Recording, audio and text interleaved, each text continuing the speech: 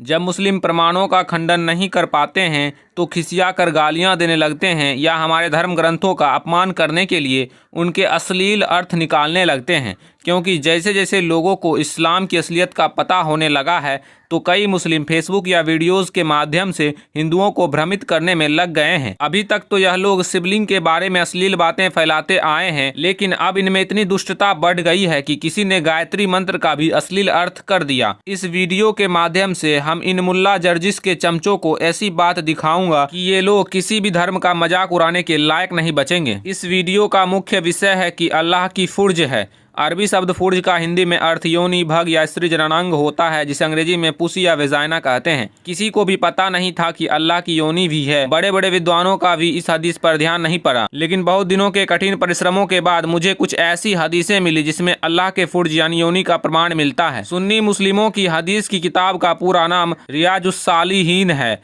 और इन हदीसों के संकलनकर्ता का नाम इमाम नबवी है। चूंकि अल्लाह की कुछ ऐसी विशेषताएं हैं जिनके बारे में कुरान में खुलकर नहीं दिया गया है, लेकिन हदीसों में उन गुप्त बातों का उल्लेख मिलता है, इसलिए इमाम नबवी ने ऐसी सभी हदीसों को एक जगह इकट्ठा कर दिया जो सही बुखारी और सही मुस्लिम से चुनी हुई है। अब चलिए देखते हैं अल्लाह की योनि का सबूत। रियाजुस्सालिहीन के पहले अध्याय का नाम किताब अल मुकदमात है। इसकी 233 नंबर हदीस दी जा रही है। इब्न उमर कहते हैं कि रसूल ने कहा कि एक मुस्लिम दूसरे मुस्लिम का भाई है, इसलिए मुस्लिम को चाहिए कि किसी दूसरे मुस्लिम को नहीं सताए और ना उस पर हाथ उठाए, और जो दूसरे मुस्लिम की जरूरत पूरी करेगा अल्लाह भी उसकी जरूरतें पूरी करेगा, और जो भी अपने मुस्लिम भाई के गुनाहों को ढकेगा अल्लाह भी कयामत के दिन उनके गुनाहों को अपनी फुर्ज यानी योनि में ढांक लेगा। रेफरेंस अल बुखारी अल मुस्लिम अरबिक इंग्लिश बुक 1 हदीस 233 और 244। यह दोनों हदीसें 233 और 244 लगभग एक जैसी है, क्योंकि दोनों में अरबी शब्द फुर्ज शब्द आया है जिसका अर्थ योनि होता है।